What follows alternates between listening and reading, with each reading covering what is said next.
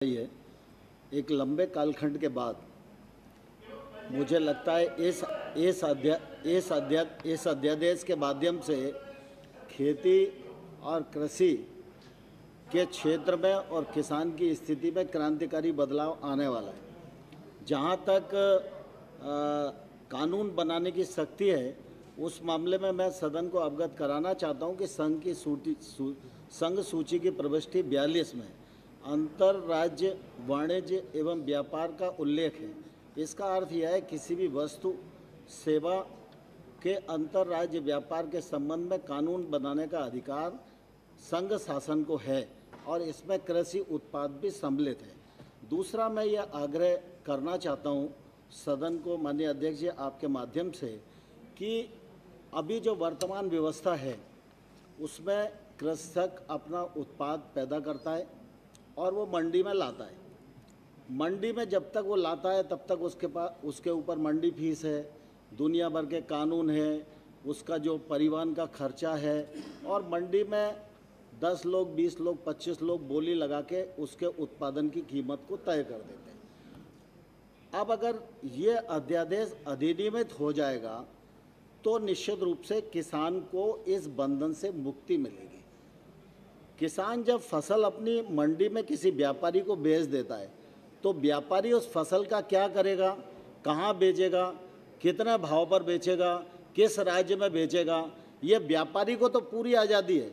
लेकिन किसान जो देश का सबसे बड़ा उत्पादन करता है उसको अपने उत्पादन का बेचने का मूल्य तय करने का, स्थान तय करने का, कैसे बेचेगा ये तय करने का आज तक अधिकार नहीं था। मैं समझता हूँ इस अध्यादेश के माध्यम से ये आज़ादी पूरे देश को मिलने वाली है।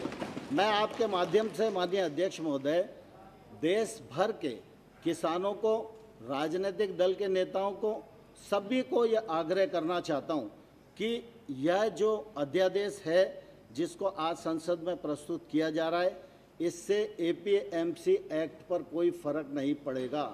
राज्य अगर चाहेगा तो मंडियाँ चलेगी, राज्य का अपना एक्ट है।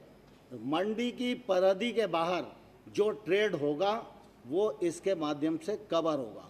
दूसरा, जिस प्रकार की बात कही जा रही है कि वो एमएसपी पर फर्क पड़ेगा और फलाना कमेटी की रिपोर्ट है, मैं सरकार की ओर से ये कहना चाहता हूँ एमएसपी है, एमएसपी रहेगी, एमएसपी पर कोई फर्क आने वाला नहीं है। और हम प्रधानमंत्री नरेंद्र मोदी जी के आने के बाद वर्षों से स्वामीनाथन साहब की कमेटी की अनुशंसाएं पड़ी हुई थी।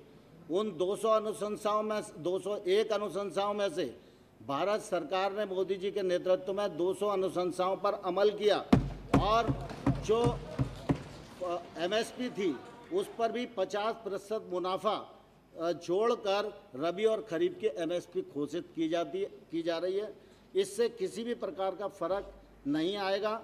किसान को अपना उत्पाद बेचने की स्वतंत्रता मिलेगी, व्यापारी भी लाइसेंस राज्य से मुक्त मिलेंगे, भ्रष्टाचार पर नियंत्रण होगा और सप्लाई चेन मजबूत होगी। कृषि के क्षेत्र में निजी निवेश बढ़ेगा और ये निजी निवेश जब गांव तक और खेत तक पहुंचेगा, इसी से किसान का उत्थान आने वाले कल में होने वाला है। बहुत बहुत धन्यवाद। प्रश्न ये कि विधेयक को पुनर्स्थापित करने की अनुमति प्रदान की जाए। जो सदस्य इसके पक्ष में हाँ कहें, जो सदस्य विरोध में ना कहें। मेरे विचार में निर्णय हाँ वालों के पक्ष में हुआ, हाँ वालों के पक्ष में हुआ, अनुमति प्रदान की जाती है। माननीय मंत्री जी, अब विधेयक पुनर्स्थापित करें। विधेयक पुनर्स्थापित करता हूँ।